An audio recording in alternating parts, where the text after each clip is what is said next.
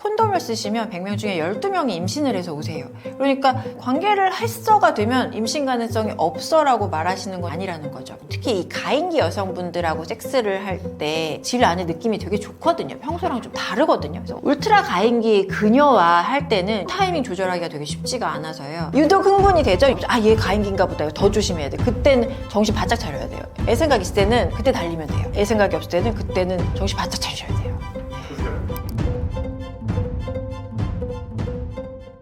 안녕하세요. 저는 성남에서 다나 산부인과를 운영하고 있는 산부인과 전문의 이유미라고 합니다. 저는 닥터유미의 성세포들이라는 채널을 통해서 여러분과 소통하려고 하고는 있으나 잘 부탁드립니다. 많은 분들이 피임을 제대로 알고 있다고 생각하지만 실제로는 잘못된 정보도 많은데요. 가장 흔한 오해가 무엇인가요?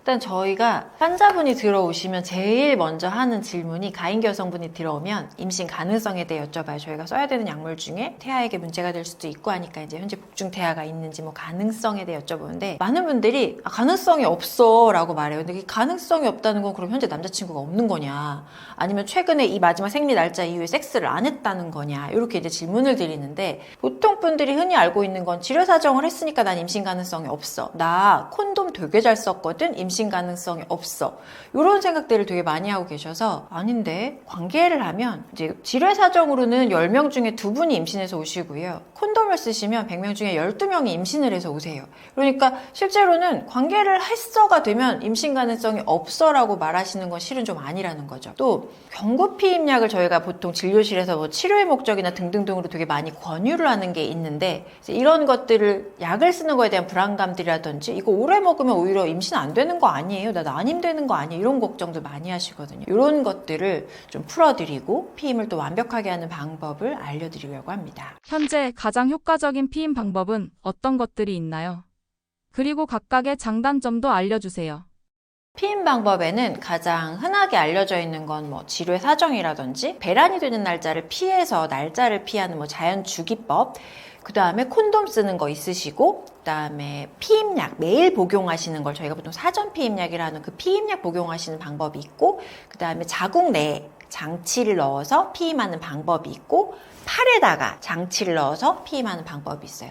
실제적으로는 가장 효과가 알려져 있다는 피임법은 일단 자궁 내 또는 뭐 피하에, 이렇게 해서 이식형 피임제가 일단은 보고된 바에 의하면 거의 피임률이 99.9%에 해당한다. 여기서 0.1%는 뭐냐? 이게 임신 가능성이 있을 때 아무 때나 이제 피임해주세요 라고 갔더니 그래 왔으니까 해줄게 뭐 이런 식으로 했을 때 놓치는 경우들. 그래서 보통은 그 99.9의 0.1%도 없애려고 생리 중에 오시라고 하고, 생리 중일 땐 임신일 리가 없으니까 그 확률 자체를 아예 100%로 만들어 버리는, 팔에다 넣는다거나 아니면 자궁 내에다가 거치하는 방법이 어쨌든 알려져 있는 것 중에서는 가장 효과가 높다고 알려져 있습니다. 그런데 실제로는 이제 여기 팔에다가 넣는 애는 자궁 내에 거치하는 거에 비해 호르몬 함량이 전신에 작용하면서 20배 정도 높기 때문에 실제로는 함량이 좀 적은 애를 써서 최대의 효과를 보는 게 치료의 원칙이니까, 팔에 거치했을 때 주로 이제 호소하시는 것들은 뭐 몸이 붓는다던가 여드름이라던가 아니면 부정출혈들, 이런 것들을 좀 호소하시는 경우가 있는데, 이럴지 안 그럴지는 진짜 막상 거치해 보셔야 아실 수 있는 거라, 이런 것들이 일단 부작용이고요. 한번 삽입하면 3년간 쓸 수 있어요. 자궁 내에 거치하는 거는 두 종류로 나뉘는데 구리 피임기랑 호르몬 피임기가 있어요. 구리는 자궁 내에 염증을 유발해서 임신이 안 되게 하는 방법이라 이건 실제로 사후 피임약 효과로도 많이 써요. 만약에 뭐 지금 당장 실수를 해가지고 이제 살정제 같은 걸 쓸 정도의 상황이야, 그럴 때 피임 뭐 있어요 하면 얘를 넣어주는 것도 되게 효과가 좋고, 우리나라에서는 일단 권유하는 기간이 한 번 넣으면 5년 정도 쓰시라고 해요. 근데 염증을 유발해서 임신이 안 되게 하는 방법이라서 내가 평소에 질염이 잦아, 자궁염도 걸렸고 과거 골반염도 있었어, 이런 분들한테는 권하지는 않아요. 근데 어쨌든 염증 유발해서 하는 자궁 내 피임 장치가 있고, 호르몬으로 하는 애는 이제 팔에 거치하는 애랑 같은 제제를 자궁 내에만, 자궁에만 작용하는 애인데, 얘가 실제로는 자궁 내에만 작용하니까 함량도 적어도 되고, 하지만 이론적으로는 불가능한데 살이 찐다고 하시는 분들이 있고요. 좀 몸이 붓는다는 분들이 있고, 얘가 약간 임신성 호르몬이다 보니까는 장이 좀 천천히 움직이게 해서 장이 좀 부른 듯한 느낌? 이런 거 가능하고요. 주로 생리통이 심하고 월경량이 많은 분들이 요걸 넣어주면 생리통이 사라지고 월경량이 주는 게 있으니까 요걸 해드리면, 우리가 그 생리통 때마다 생리통으로 소모하는 칼로리가 있는데 이게 고스란히 세이빙이 되면서 5년간 쓸 수 있는데 5년간 3kg 정도 체중이 증가하는 게 있어요. 그래서 이런 거 좀 싫으시면 뭐 밥 먹을 때 한 숟가락 정도 남았을 때 숟가락 내려놔 정도 하면 5년간 찌는 3kg 정도는 상쇄할 수 있다고 보시면 되고요. 또 자궁 내 피임기, 그 호르몬 피임기에 불편해 하시는 것 중에는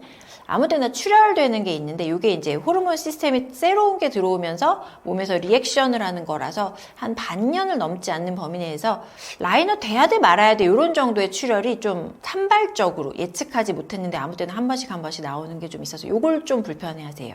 근데 그걸 제외하고는 피임 효과도 되게 확실하고 그리고 자궁 내에 썼다 보니까 용량도 최소화하면서 피임 효과는 확실하게 하는 애로 실제로는 최근에 가장 각광받는 애라고 할 수 있죠. 또 제일 많이 하시는 피임 방법으로는 뭐 경구용 호르몬 피임약 요거 매일 드시는 것들 있고 또 콘돔 흔하게 사용할 수 있는 실패율이 각각 있기는 있는데 경구용 피임약을 만약에 빼먹지 않고 같은 시간에 꾸준히 드신다면 얘도 또한 99에서 거의 98%까지 바라보는 애고요. 콘돔은 말씀드린 대로 100명 중에 12명은 임신해서 옵니다만 이게 내가 관계를 하면서부터 콘돔을 착용하고 콘돔이 찢어지지 않았고 그리고 내 거에 매번 이제 생식기가 들어올 때마다 그 콘돔을 계속 착용을 갈아서 한다면 얘도 뭐 피임률은 굉장히 높기는 하지만 저희가 100명 중에 12명이니까 88% 정도의 피임률을 자랑하는 애라고 보면 되고요. 지뢰 사정은 80%, 10명 중에 2명은 임신해서 옵니다예요. 그래서 요게 날짜도 되게 잘 맞춰야 되고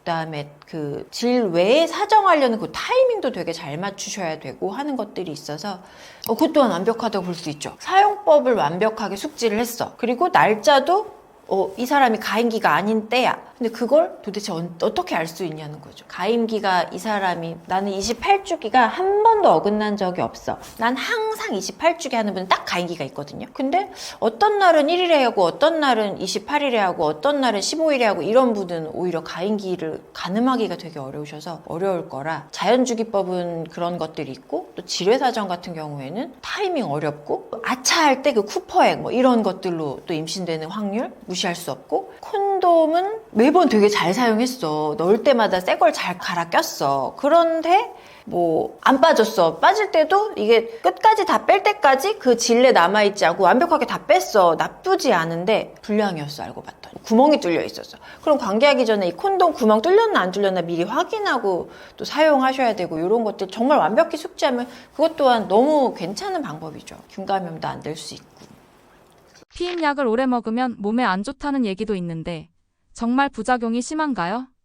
피임약을 장기 복용할 경우에 대체로 안전하지만 몇 가지 부작용은 가능해요. 근데 이게 실제로 저희는 먹다 말다 하는 것보다는 좀 더 꾸준히 드시라고 좀 권유하는 편인 게 오히려 꾸준히 복용을 하셨을 때 뭐 내마감이라든지 난소암이라든지 이런 확률은 현저히 낮춰준다는 보고가 있어서 갑자기 이제 나 너무 오래 먹은 것 같아서 선생님들이 이제 막 그만 먹으라고 했어요. 막 이러면서 이제 병원 진료를 가끔 보러 오시는데 진짜 그랬을까를 살짝 의심스러운 것도 있고 한 6개월을 먹었는데 너무 오래 먹은 것 같아서 그만 먹으려고 이렇게 말씀하시는데 실제로 저희가 피임약 자체가 디자인된 게 4세대 피임약부터는 이 사람이 14살부터 한 10년 정도, 20년 정도 복용을 해도 크게 질환에 노출되지 않게끔 디자인부터가 이렇게 되어 있는 약들이 대부분이어서 약을 꾸준히 오래 먹는 거에 대한 건 오히려 좀 권장하는 바이고요. 요거를 꾸준히 오래 먹었을 때, 꾸준히 오래 가기도 전에 내가 이 약을 먹었더니 좀 메스꺼운 것 같아.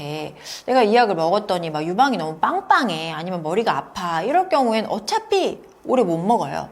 이런 걸 먹었더니 우울감이 있어. 아니면 이런 걸 먹어서 편두통이 개선되시는 분들도 있지만 편두통이 심해져. 이런 분들은 불편하기 때문에 못 먹는 거죠. 이 피임약 자체가 뭔가에 병 걸린 걸 치료하려고 먹는 분들보다는 일반적으로 내가 좀 더 편하려고 안전하려고 먹는 경우가 더 많기 때문에 내가 이걸 먹었더니 오히려 되게 불편해 라고 하면 장복하세요를 굳이 힘든 사람한테 권하진 않아요.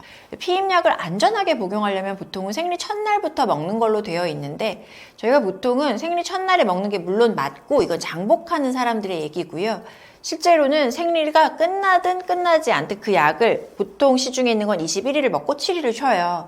21일이 끝나면 이 7일 쉬는 동안 생리를 하든 안 하든 이 7일이 지나죠? 그러면 다시 피임약을 시작하는 게 맞고요. 그 다음에 생애 처음 피임약을 먹어볼 때는 생리할 때 그 2, 3일째 양 많은 것 좀 흘린 다음에 좀 먹으시라고 하는 게 실제로는 이게 생리 나올 양이 되게 많은데 피임약을 먹으면 나올 피를 틀어 막아버리니까 이게 나올 것들이 질질거리면서 약 먹는 중간에 나오고 그럼 이거 내가 약이랑 안 맞나? 이러면서 약을 또 끊어버리시고 이런 것 때문에 생애 처음 피임약을 먹을 때는 아예 좀 2, 3일째 양을 좀 많이 뺀 다음에 같은 일정한 시간에 알람 맞춰놓고 같은 시간에 좀 드시라고 팁으로 알려드려요. 보통은 일반적인 시중에서 판매하는 약들은 21일 복용하고 7일을 휴약하는 거고 저희가 보통 처방해드리는 약들은 24일을 복용하게 하고 이 4일간은 밀가루예요. 이게 위약 성분이 들어있는데 이건 이제 먹어도 되고 안 먹어도 되는데 습관처럼 먹게 하려고 디자인이 되어 있는 거고 이 4일간 일반적으로 피가 나는데 나거나 말거나 멈추거나 말거나 이 4일이 끝나면 다음 약을 까서 드셔야지 효과가 완전하다는 거죠. 그렇게만 좀 해주시면 너무너무 좋고요. 또 20, 30대 분들이 일단 피임의 목적으로 쓰셨으면 피임 약만으로 되게 훌륭하신데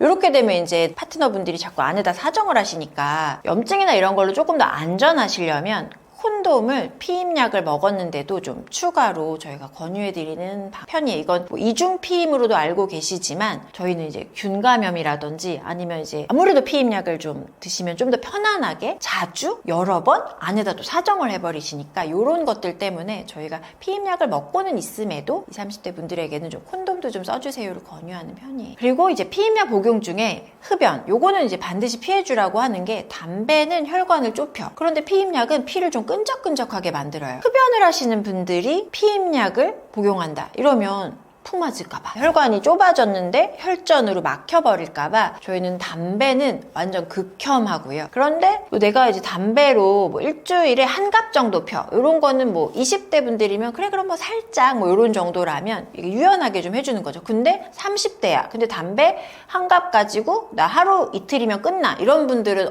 절대 안 돼요 뭐 이렇게 권해드리는 편이고요. 그래서 이 흡연은 반드시 피해야 되면서 또 뭐 간질환이나 심혈관에 질환이 있어 이런 병력이 있어 뭐 심장수술한 적이 있어 이런 분들은 권하지 않아요. 그리고 장기 복용을 했을 때는 어쨌든 뭐 혈압검사나 유방암 검진 등 당연히 이건 장기 복용을 안 해도 여자면 보통은 뭐 매번 하시라고 하니까요. 그건 당연히 도움이 되겠죠. 건강관리를 통해서 내가 꾸준히 복용하는 게 걱정들 하시는 것처럼 꾸준히 복용해서 난임이 되고 이런 급이 아니라 그냥 내 혈관 상태, 내 심장의 상태 이런 것들이 건강하게 유지가 되는지를 보기에 피임약은 피를 걸쭉하게 하기 때문에 조금 중간중간 계속 체크를 하시면서 장복을 하면 안전하다고 하겠습니다. 완벽하게 피임한다고 생각했지만 피임 실패 사례가 종종 발생하는데 가장 흔한 원인은 무엇인가요?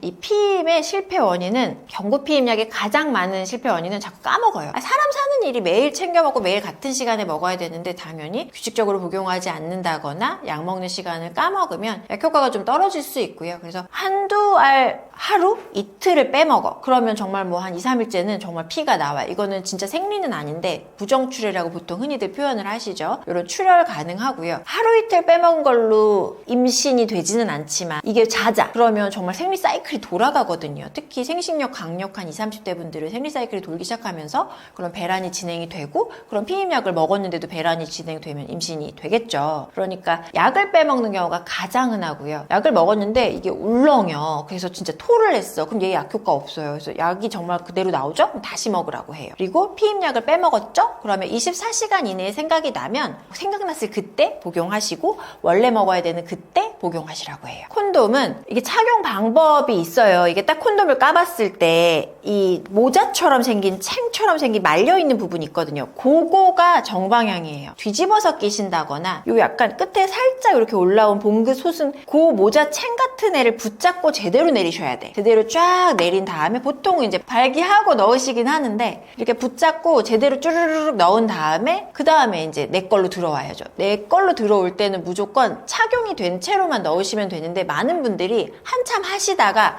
쌀 것 같은데 막 넣을게 막 이런 거 있죠. 발기가 충분히 강직도가 된 다음에 넣을게 이런 거 하시면 실패하시는 거예요. 뺄 때도 이게 사정을 딱 했어요. 질 안에다가 이제 콘돔을 낀 채로. 그러면 이제 뺄 때도 요걸 잘 붙잡고 빼야 되는데 놓쳐. 이미 내 건 사라락 사그라들었어. 그러면 이제 그 안에서 이제 쏙 빠지는 거예요. 거기가 워낙에 이제 내가 피스톤 운동을 했으니까 압력이 올라가 있는 음압이 걸린 상태라고 보시면 돼요. 그러니까 약간 그 빼는 타이밍도 사정하고 조금 오래 두고 싶어서 약간 좀 더 이제 그 여진을 좀 즐기시다가 뺐을 경우에 그 안에 쏙 빠지는 경우 콘돔 빼러 진짜 많이 오시거든요. 그런 것들 남은 것들로 인해서 임신 가능성 낮지만 분명히 있기 때문에 타이밍을 잘 맞춰서 빼셔야 됩니다.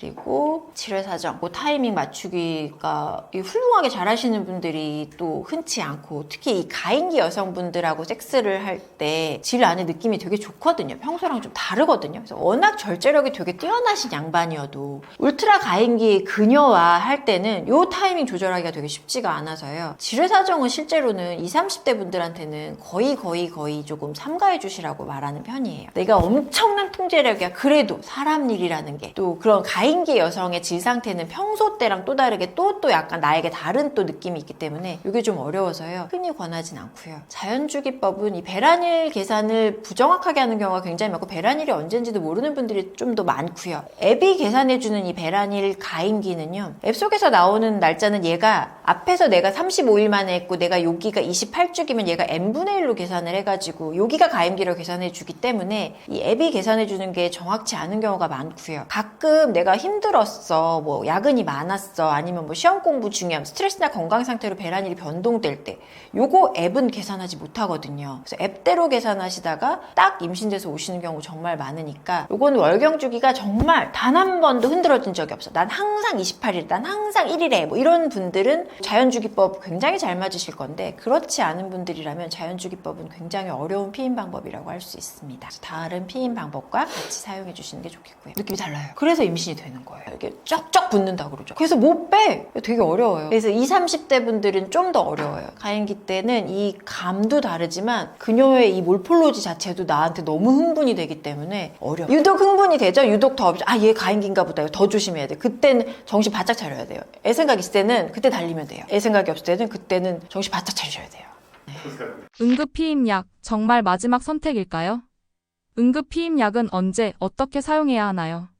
응급 피임약은 약간 뭐라 그러죠? 약간 계륵이라고 그러나? 안 드리고 싶은데 어쨌든 어쩔 수 없는 상황이 분명히 있거든요. 근데 얘가 매일매일 챙겨 먹는 피임약을 20년 정도 복용했을 용량을 한 번에 때려 부어서 나의 이 사이클릭한 패턴을 꽝 쳐가지고 교란을 시키는 게 특징이에요. 그래서 배란이 스탠바이 되어 있는데 이 배란을 놓쳐버리게 해가지고 임신이 좀 안 되게 하는 방법이거든요. 근데 이 교란이 어쨌든 첫 번째, 두 번째 이게 내가 10년 전에 먹었던 이틀 전에 먹었던 꽝! 첫 번째는 굉장히 효과가 좋고요. 두 번째, 세 번째, 네 번째로 갈수록 효과가 좀 떨어져요. 그래서 사전 피임약에 비해 이 응급 피임약은 피임 효과를 일단 80%로 두고요. 10명 중에 2명은 이걸 잡숫고도 임신하고 오신다는 거죠. 얘가 진짜 가임기야. 그리고 특히 아직 앱에서 배란일이라고 하는 앞에서 실수를 했어. 여기는 응급 피임약이 정말 효과가 좋아요. 그런데 그게 80%고요. 10명 중에 2명은 먹고도 임신해 온다는 거죠. 배란이 될 애를 교란시키는 애인데 먹고도 배란이 일어나. 그럼 임신으로 진행되는 거니까. 실제로는 고용량으로 나를 교란시켜놨으니까 일시적으로 머리도 좀 아플 수 있고